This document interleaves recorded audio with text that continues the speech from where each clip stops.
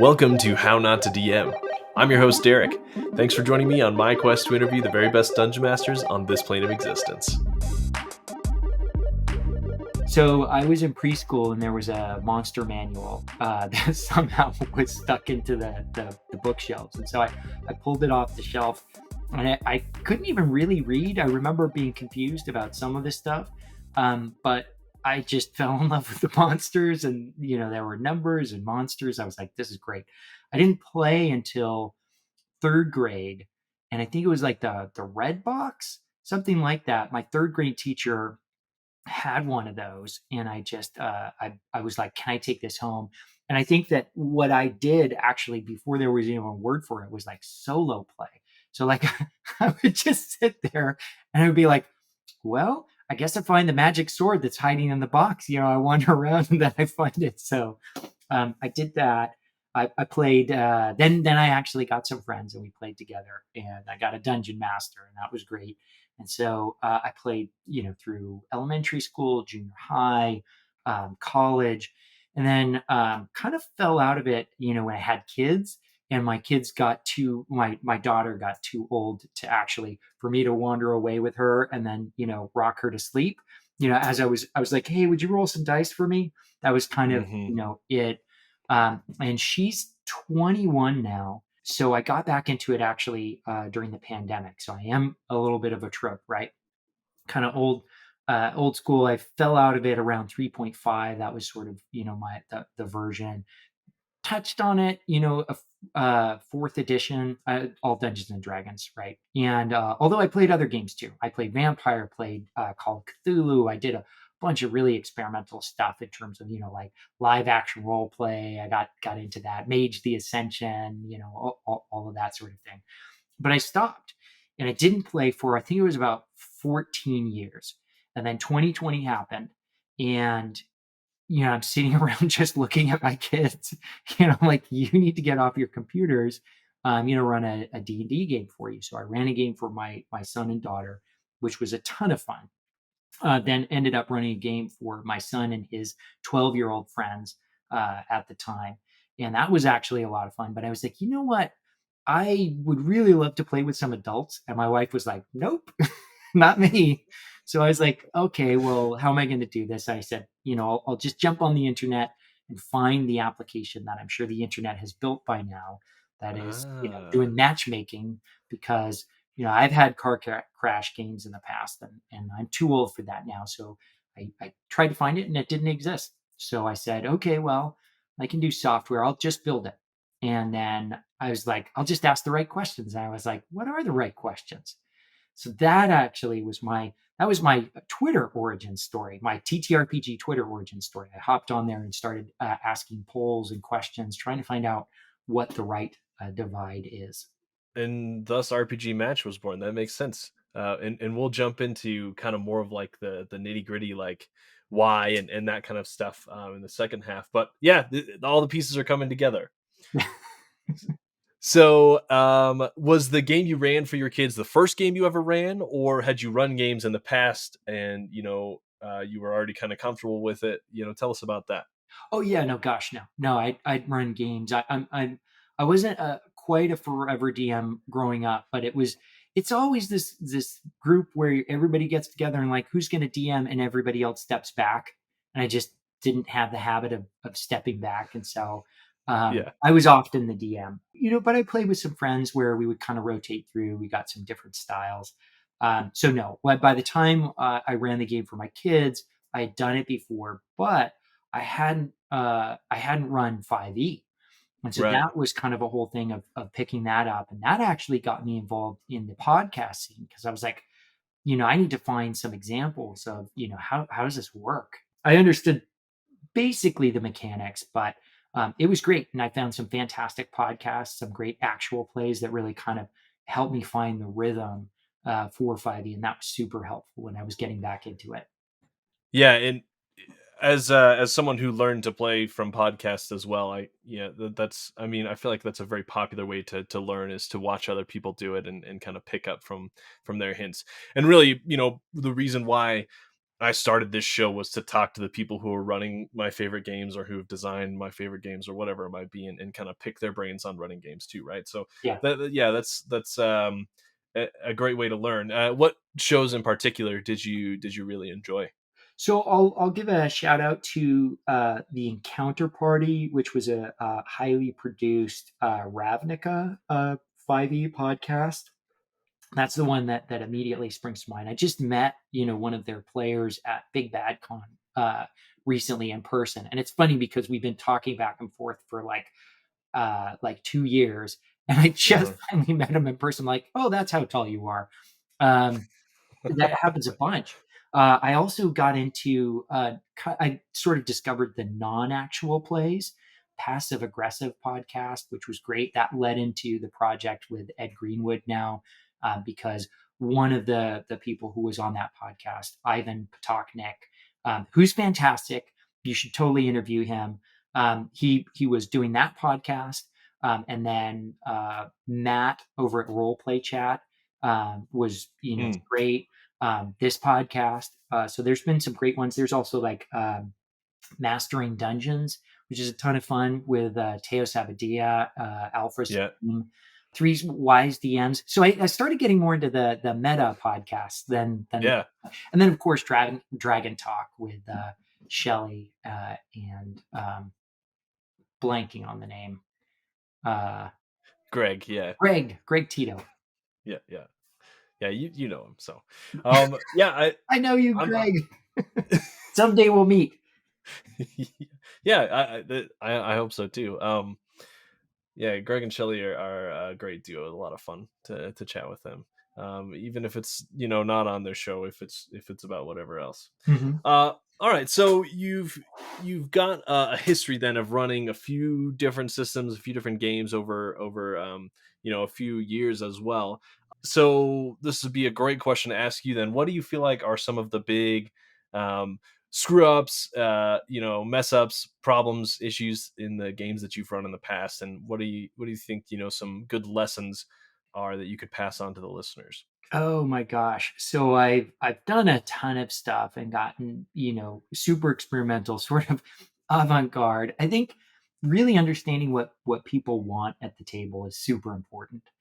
So before you go into it, and shout out a little plug for RPGMatch. That's really why we try to say, hey, what are you looking for? Do you want role Hmm. playing? Do you want combat? Do you want exploration? Do you want puzzles? For me, like I'm not a big puzzle guy. So every time I get into a puzzle at the table, it's like this little mini game that I didn't sign up for, which takes hours and hours, and I'm just like, can I just kill something or interact with it in some way? Um, so that I think is super important. I think mind control, that's fraud, right? Anything that's gonna throwing people in jail and mind control, that's like unless you know the people that you're at the table with, that's a great way to get to a total party kill and then just have a bunch of people, t- really frustrated with the game. So don't recommend those two things unless you Mm. have some really strong connections and you're like, hey, maybe taking away some of your agency, but it's gonna be fun, and you gotta make it fun. Yeah, yeah.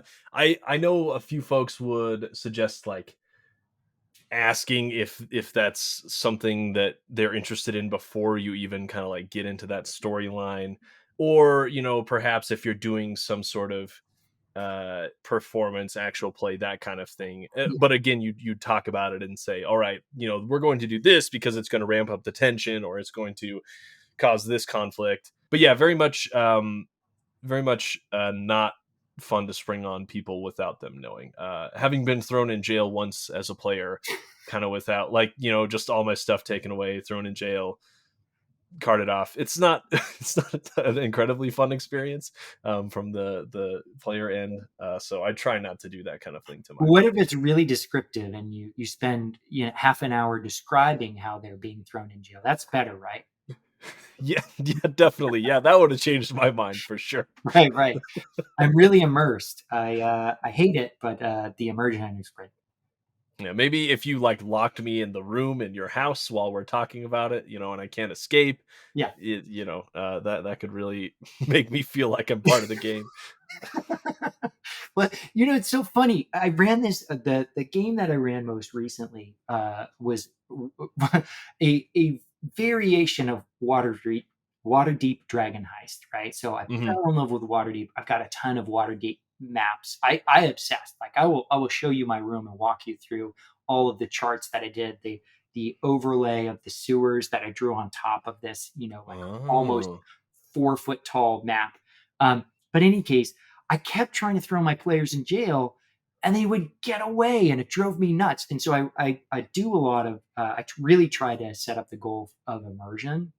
And so I wrote this whole diatribe of, like, okay, this is what's happened. This is how get put into jail and they take your stuff. And then the idea was one of their friendly NPCs was going to come in and break them out. And then they would have a solid you owe me on that. But the druid turned into a horse. Somebody jumped on the back of the horse and they just galloped away. And it was it was bananas. But I was like, okay. I kept trying to throw them in jail, but they were always squeaking away. So I never got to read that monologue. Players are slippery, They deserve to be in especially. jail. But by the way, you have all the different factions. It's like, hey, do you want which one is it? It's like Zentrum. Like you no, but it's gangs and it's kind of evil and yeah, Zentrum. We're gonna do gang warfare. I was like, oh, these guys need to go to jail. But they love me. So so it wasn't just because you wanted it, yeah, but No, no, yeah, they it were was they it were was they were attempted. total anti-heroes, and I was like, okay, corruption and poverty and like all of these different themes. So much so, I this is total sidebar, but I said I don't care what your origin story is, but you're poor. Your characters are so dirt poor they don't even have the starting equipment that the first level players do. Because I wanted the money just to be this sort of magical, it's going to solve everything. And so I created a spreadsheet and I tacked it down to like, okay, what are you eating for lunch? Okay, yeah, okay, you can go down to the wharf and get a meal for a few nibs, but I would tack it off. And so usually I just kind of hand wave the coins, but in this one, it was like every week, every day, it was sort of they were drawing down and there was this ever present threat of going into poverty, so much so that they got in their first encounter with a bunch of Zents. They killed these people and they started stripping their boots off and taking their knives to sell in the black market. So it, Yes. it was awesome. That was exactly what I was going for. Yeah, when you have a group that wants to track resources and it kinda adds to the immersion of the game, it can be very fun. Yeah. Yeah, yeah. Alright, what about some of your favorite moments of fun stuff that's happened, or memorable stuff, really, immersive or emotional or whatever it might be from games that you've run that you wanna share with us? Well, the one when I was running for my son, there were kind of two things, and this was like it's younger men. I mean, not even young men, just like boys, kind of on that cusp, 12 years old. And so I did a couple things. One, I had an NPC that was a paladin, who was a pretty mellow paladin, but was sort of the moral center of the group, and it was great as they sort of drifted into that murder hobo space. Like he would just be like, they were disappointed in this, so they really didn't want to disappoint that NPC. So that was cute. There were a number of times where that was it was nice to see them responding to that. And then in that same game, one of the players decided he wanted to be an oil tycoon. This was in Icewind Dale. So he James Rockefeller was his name, and he was an oil whale tycoon, and he was his the whole march around 10 towns. I don't know if you know that game, but these sort of you can kind of go town to town, and he kept trying to put together this empire. And he was a bard, and there's an encounter where you encounter this giant, this Verbig, and he's got like an ogre henchman and a bear, and it's all set up so that you're kind of directing them towards this conflict. And everybody was ramping up, everybody was sharpening their swords, and he steps forward and he's like, I want to try to convince him to work for me, like out of the blue. And I'm just like, well, you can try. and he rolled his persuasion, and he rolled a natural 20, and he had all the stacks, and so the giant was just like, I'm listening. And then he went on to describe, it's like, hey, you've been sort of, the town's been not so nice to you. Wouldn't it be nice if you could, go in and, your cave's all right, but wouldn't it be nice if it was a little bit more well appointed? And so ended up conscripting this giant, and then the female giant who comes along later. So that was fantastic. It was totally not what I had planned, but I couldn't have asked for a better moment. They still talk about it.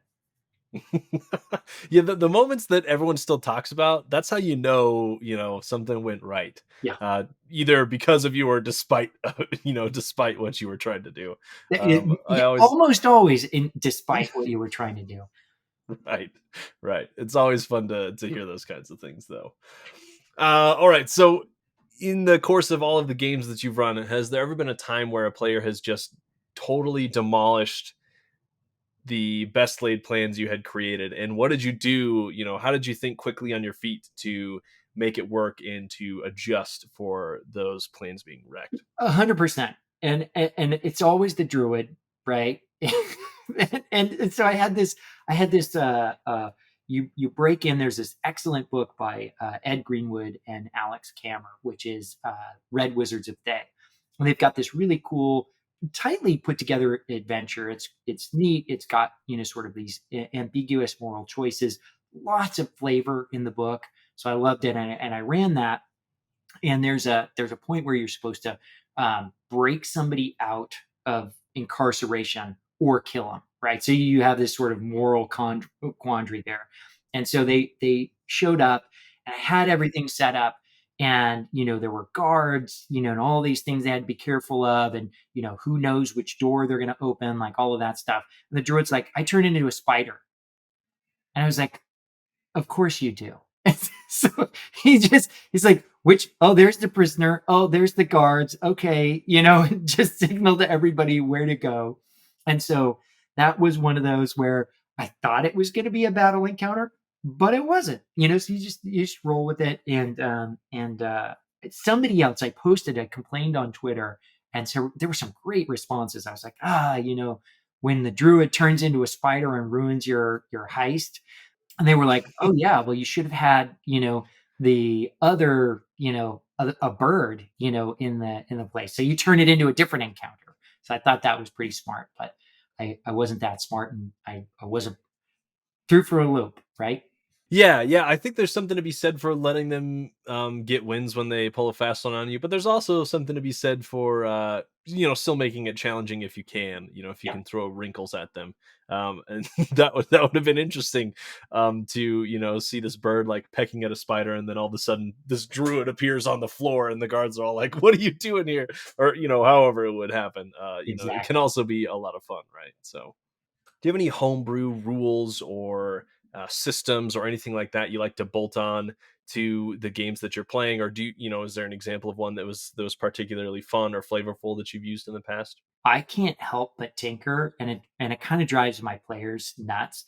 But I have a whole varietal of Dungeons and Dragons that I call Draconian D&D.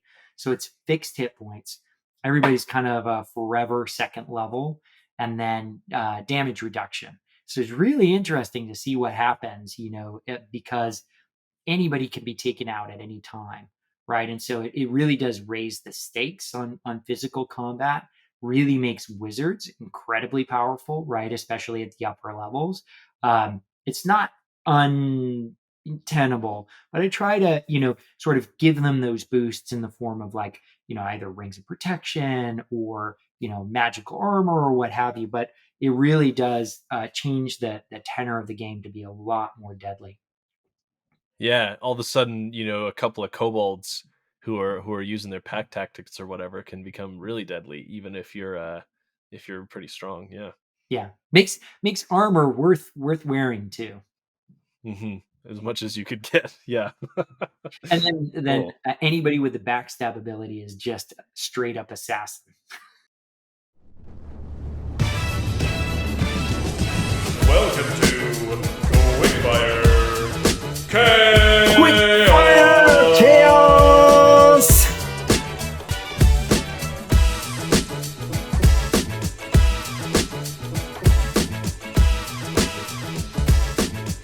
week on Quickfire Chaos, RPGMatch and I are going to roll on some D100 tables from the internet to create a random scenario to roleplay together. So, to start it off, what sounds more interesting to you today? City Quest or Fetch Quest? Oh, definitely City Quest. Okay, I like it.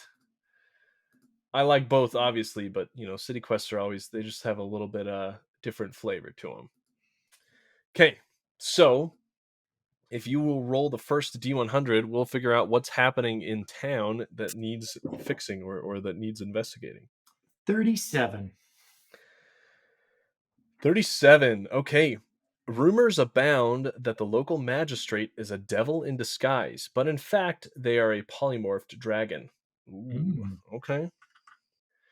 All right, let's figure out what kind of character I'm bumping into in the streets here that needs help or that can give me some information. So the NPC you're going to be playing, we'll start off with the job the NPC performs. We've got a 80. 80 on the dot. Clocksmith, another one we haven't had before. That'll be interesting. Okay, a clocksmith. Next up, NPC voice, so kind of how the clocksmith's gonna sound. All right, 67.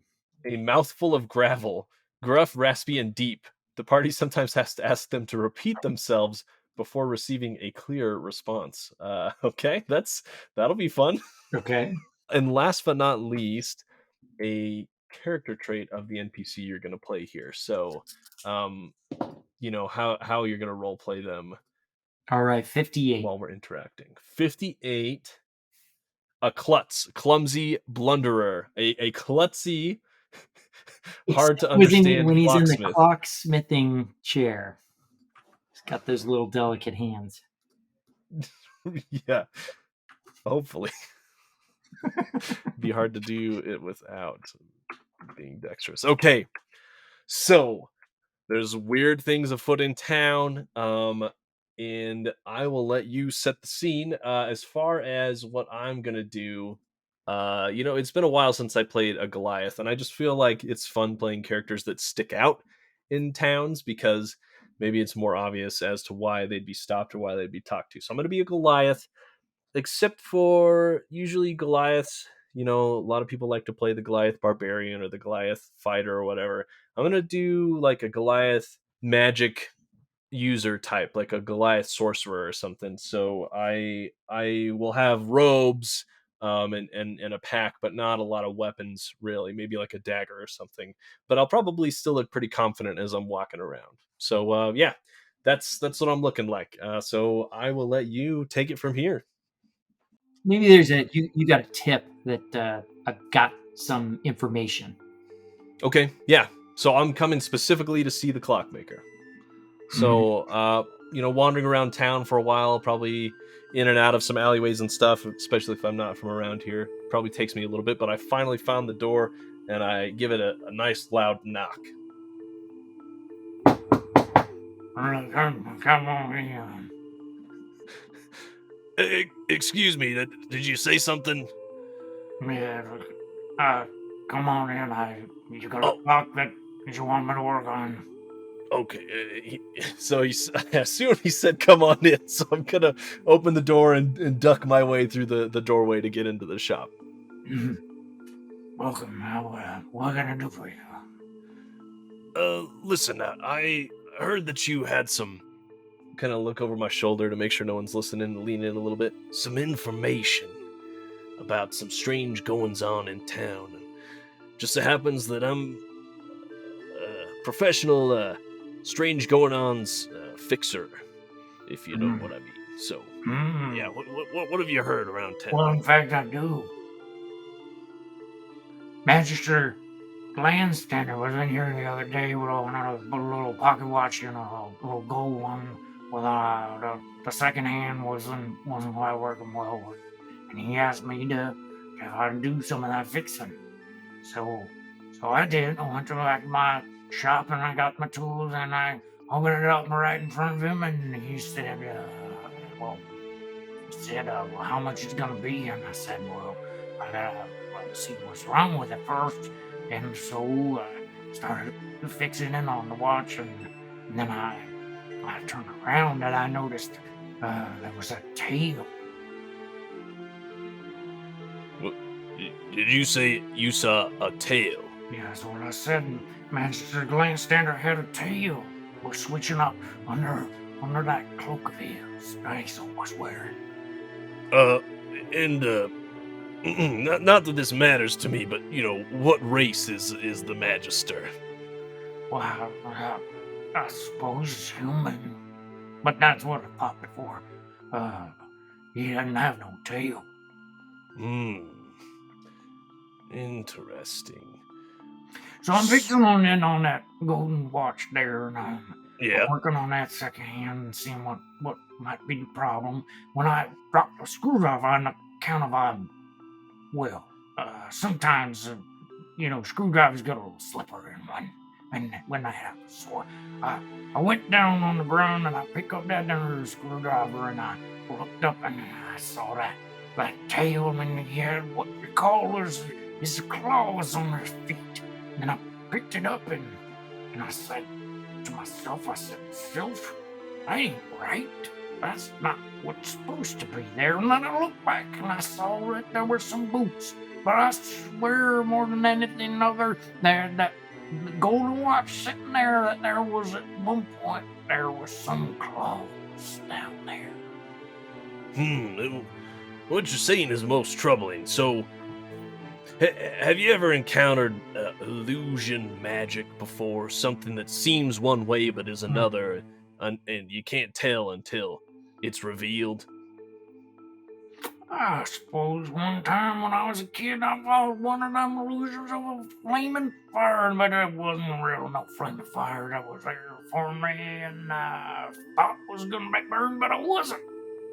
I remember one time, a long time ago, when I went to one of the games that they put on here in this here city, and I saw some of those magic users whispering things that way and that. Yeah, I suppose I know what some illusions look like.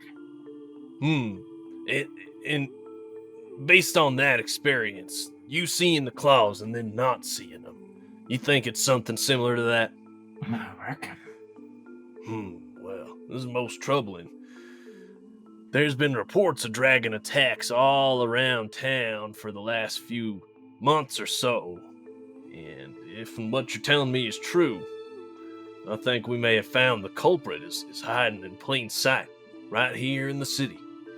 Well, that would be something awful. I better go tell my wife about it and get her to put the pottery away and make sure that we're ready to leave town as soon as we can. And I'll go and tell the other neighbors too that the Magister Glandstander is a dragon in disguise. Now, listen, friend. I might not go running your mouth just yet. Perhaps let me go and do a little bit more digging before we make any accusations that we can't back up. Especially considering we know he's got magic up his sleeve. Supposing he does something else that makes it appear like you're lying or that you don't know what you're talking about. I don't want to. I suppose I could sit on what I know. What's it worth to you? Oh, well, if the Magister is indeed a dragon, dragons tend to have hordes, do they not? Tell you what, if it happens that he's not a dragon, I'll come back and I'll buy one of your best watches from you. For full price. You won't be disappointed. This beauty here's it's got diamonds encrusted in there, and it's a beautiful piece. Oh, I hope I got enough saved more up. than 1,000 gold pieces, but it will get you top to the end of days. I do appreciate that. Well, I better make sure I got that much saved up. But if he does happen to be a dragon, and we can get rid of him and find his horde, I'll cut you in, since you gave me the information. Well, you got yourself a dealer. Get my big old hand down for a shake. And I go in for a shake, but I miss and poke you in the belly. Well, never mind that. All right, I'll be back by tomorrow sundown, and if I'm not, then I guess it's time to get the missus and clear out of town. Fair enough. All right, turn around and give him one last nod and head out the door. Great. I look and wave and knock the clock that I was working on off the desk. Oh, I start grumbling to myself. That'd be a fun person to work with who's always breaking the stuff they're trying to fix. Oh man. Oh, I realized like right as we got into it that I chose a gruff voice too, and so it was gruff and gruff. But hopefully it's not too terrible to listen to. It is what it is. You hit the scenes and you hit the beats, and whatever comes will come. All right, so we've talked a little bit about RPGMatch and kind of where you got the idea and the generally what it's supposed to be, but I'd love to dig deeper into that and figure out exactly when you decided that this was going to be something you wanted to help build, and what your kind of background lends to in making it happen, and how it's been going so far. So RPGMatch is a matchmaking service for players that actually at this point we're expanding out what we're trying to do, because we're really focused on the people, right? There are services out there that focus on games and finding games, and really the games can change, right? The games that people want to play can change. The time that people can play those games change, and so we're really trying to start from what makes a good match, right? What creates synergy at the table. And so my goal initially was to create something, and this is going to sound a little silly, but I still want to meet my TTRPG soulmates, right? I want to meet the crew that we've got everything in common, and it's just this sort of magical synergy at the table. That's kind of the focus, is how can we facilitate that sort of community? How can we focus that sort of connection? And also, I think we're at a really important time in tabletop gaming where, because of Wizards of the Coast stepping on their toes so many times and so hard, it's actually opened up the space for people saying, hey, I want to play something different.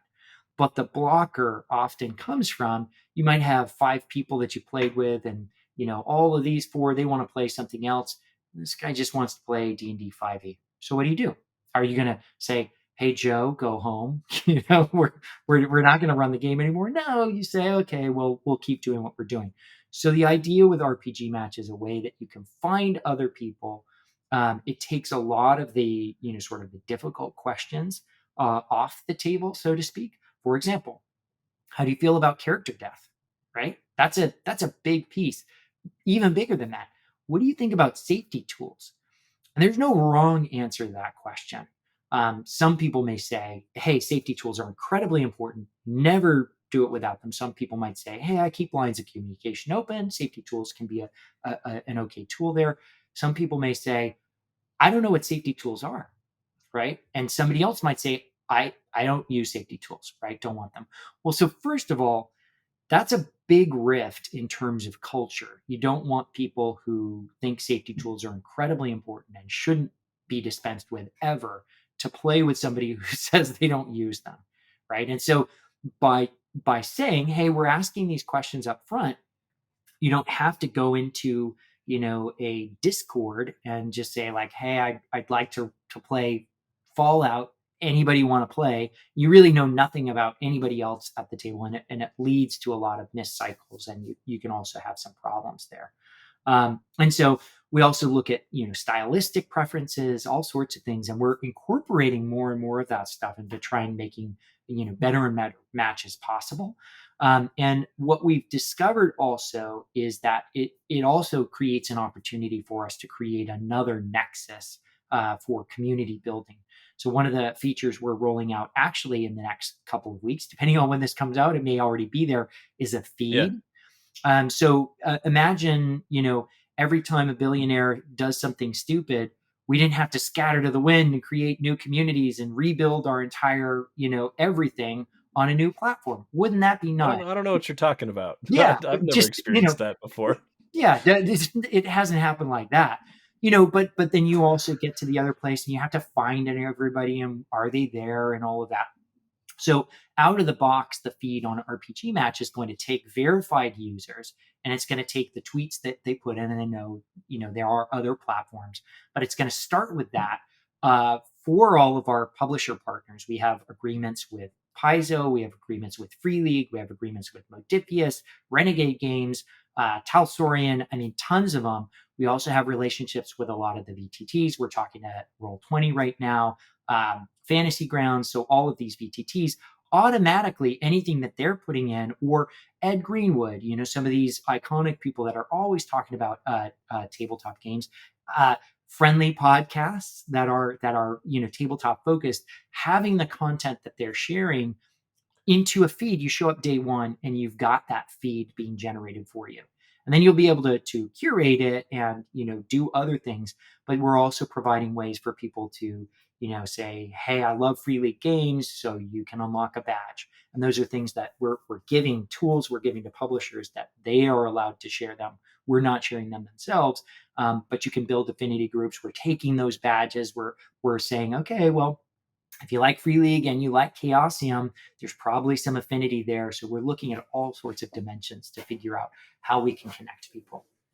Yeah, and these badges show up like on people's profiles, right? So you can see obviously when you go look at them, hey, they like these games, these shows, these kinds of things. Yeah, exactly. It's a little visual treasure. People see that and they're like, hey, how do I do that? So we have a number of features that people can sort of dig in and unlock. We just actually created an integration with Start Playing Games, another partner of ours. So you can, if you're a professional DM, you can use this as a front-facing marketing engine for you. It clearly indicates whether somebody's a pro or not, so you don't get into any awkward conversations about, hey, I'm ready, but first we have to have a conversation. One of us is going to have to pay. But even so, we want to be sure that we're facilitating, and even at paid tables, wouldn't it be nice to know that you already have an affinity with that game master, not just because you're willing to pay, but that everybody at that table actually is aligned with the type of story that they want to do. Yeah, I like it. I like it a lot.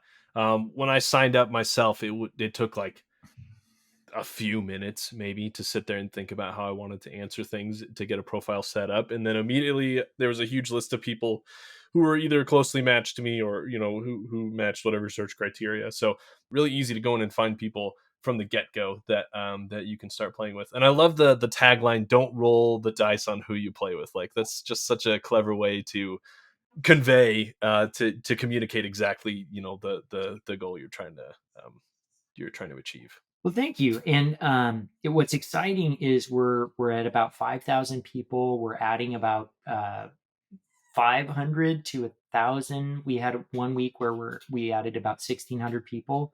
So we're adding about 50 people per day. So if you log in, what we're able to do actually now, because we're getting people coming in globally, is we're going to by default start grouping people in, say, Australia. There's 133 people in Australia, or the UK, and then we're going to try to expand that so that we're doing real groupings around European countries, so that it'll be easier for people to find people if they want to play in person.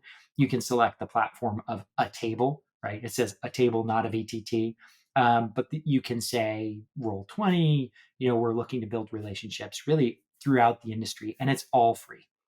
Yeah, to your earlier point too, there's a lot of like discords and stuff that'll have a channel that's like find a game or looking for a game, or there are Facebook groups out there or whatever, but it's very decentralized as of now, and you kind of just have to wander around until you can find one that is I asked Modifius and I said, hey, I'd love to play the Fallout RPG game. I love the video game, so I've been playing that for a while, and I was like, I'd love to do this TTRPG, but I don't know how to do it. I don't want to really hunt through and try and figure out. I want to play with somebody that actually already has some affinity with the game. And they said, well, hop on the Discord. And I was just like, I was looking at this Discord, and it's like, do I just say like I would like to play this game, and it's just some random person that may not have anything in common with how I want to play the game, and they're super into puzzles, and they, it's all about combat, and there's no role playing, and whatever that case might be. But fortunately, Modifius is now a partner. We just announced that, so there's a press release there, and so hopefully, for all of our partners, we'll be able to start integrating. Yes, you can still go through the Discord, but the finding a channel, wouldn't it be nice if you could go straight in? And you can actually go straight in. There are going to be, there are actually already URLs, but we're going to have custom URLs where you can go in and go to RPGMatch, /games/Fallout, and you have a list by default of everybody who wants to play that game. Nice. So it's easy to just filter it down immediately. Yeah. Mm-hmm. So how has your vision of what RPG Match is going to be changed from when you initially had the idea and started building it to now? I know you mentioned, adding the feed and adding these partners, but yeah, anything else that's worth mentioning? I think really the place where I was originally thinking was it would be about games and scheduling.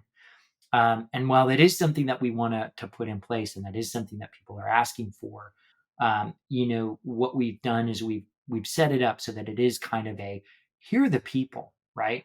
And what that has evolved into is like having a profile on RPG Match. I really want to shift and expand so that people know that it's not just like, hey, I'm looking for a game or I'm looking for somebody to play with.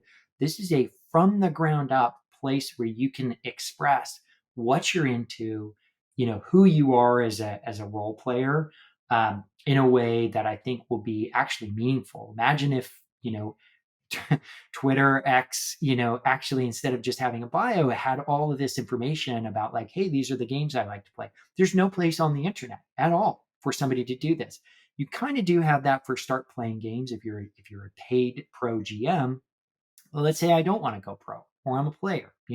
How do I express this thing, this hobby that I invest hours and hours of my life into, and I'm super proud of it, and I have these affinities with brands where I want to learn more about it. One of the things coming into this space and really sort of like finding out all of these things is like, it takes months, if not years, to actually dig through and kind of get away from, Wizards of the Coast, what you can buy, off the shelf. And yeah, you might find a Chaosium book here or there, but like, I had no idea that Renegade was the new publisher of the World of Darkness books until I knew it, right? I didn't know who the publisher of, Cyberpunk Red was, Sal Sorian, but I didn't know that before, right?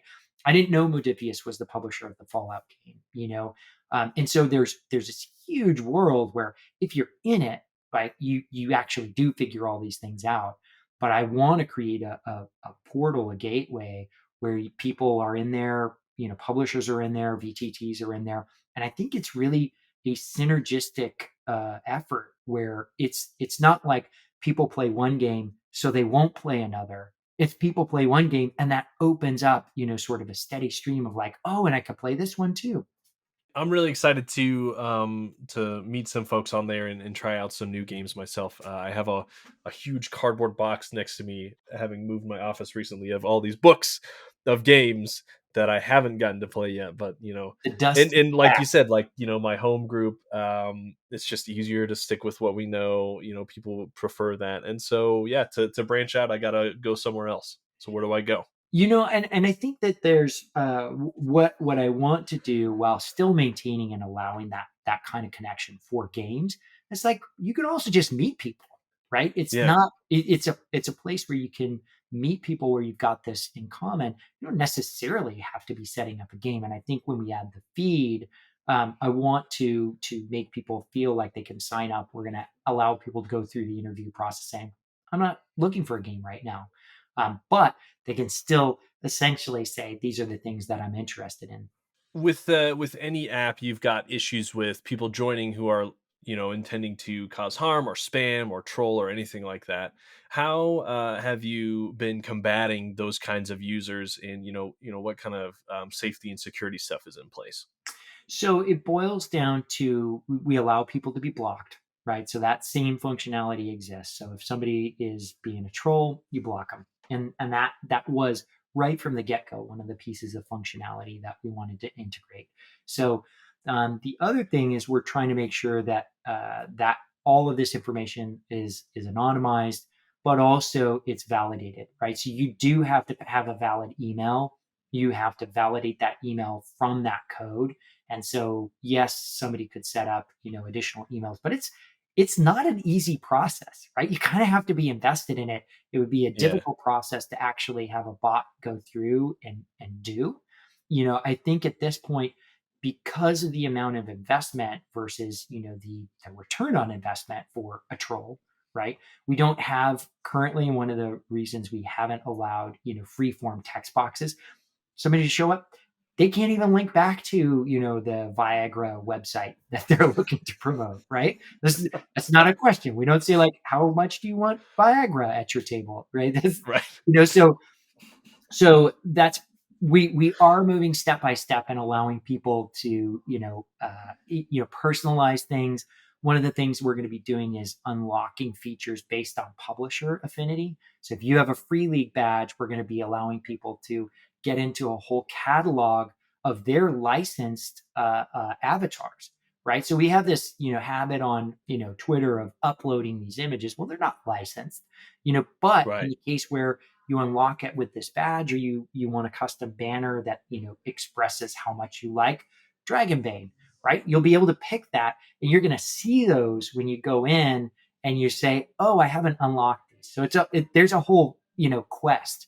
Like if you really want to unlock badges, I think at this point we're up to well over a dozen. If you look at my profile, it's just like we have a ton of friendly podcasts and VTTs and publishers. And so I think it'll be a lot of fun.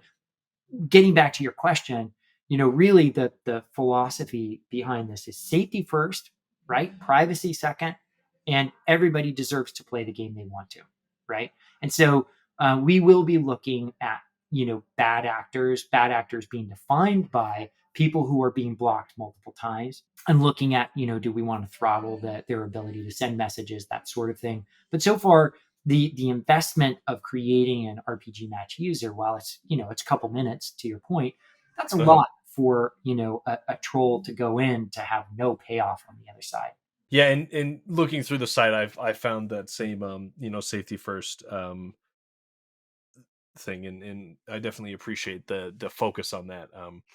Given I don't know, just it's the internet, so you never know who's going to be where trying to do what. So Well, and yeah. one of the things we're really trying to do with Match Score is really create the space for people to have the game that they want to play, right? We want people, we just introduced identity tags, and those identities are, are you Asian? Are you a person of color? Or are you an artist? Are you a writer? Are you, Hmm.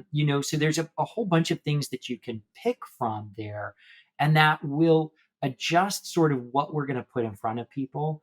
And we also are doing a little bit of measuring. The formula is actually pretty complex, and we're actually looking at some additional things in terms of the starring functionality.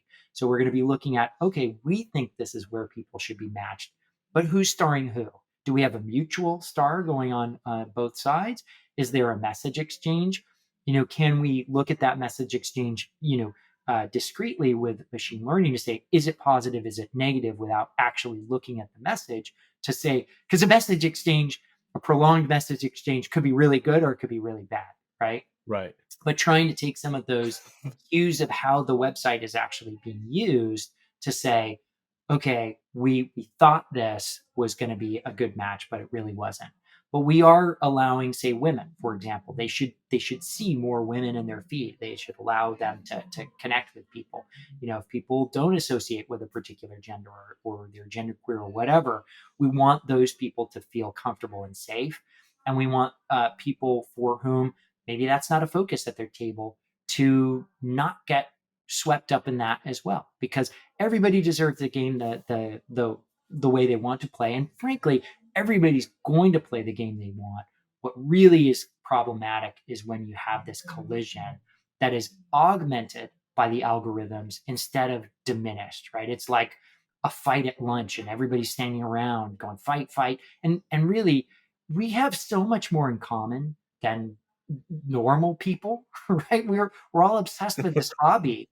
And so it's like, I think that in celebrating the commonality, that's actually one of the things I'm really excited about. I think more than somebody being a person of color, wouldn't it be exciting to say you have the exact stylistic preferences across gender, across race, across wherever?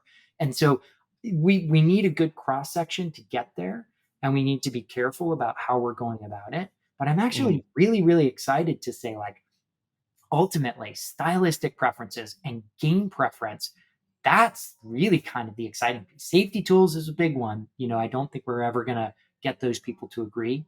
But I think that I'm really excited to see what we can do to actually bring our community together rather than highlighting and showcasing its divisions. You're right that most modern social medias definitely feed off that, and it just breeds more negativity in the world that we don't need. So I can 100%. definitely appreciate that. So goals for the future that you have for RPG Match. If you had to set a goal, or I'm sure you have goals, but what are some of the goals you're working toward currently that you can share with us? Well, we're on track to hit 10,000 users by the end of the year, which is exciting. By the end of next year, I want to get to 100,000. And then the year after that, I'd like to get to 1 million. So, no small feat. We'll also have a mobile app that will probably be coming out next year. People have asked, we'll probably go with Android first. So that will be, I think, a really important piece if we are going to displace the current TTRPG social platform. But yeah, I'm really hoping that this can be a method for communicating and for sharing out and for actually finding out what's happening in the tabletop industry without having to recreate all of this stuff ourselves. Good goals and lofty goals, but you got to have lofty goals in order to stretch yourself. So I'm excited to see where things go.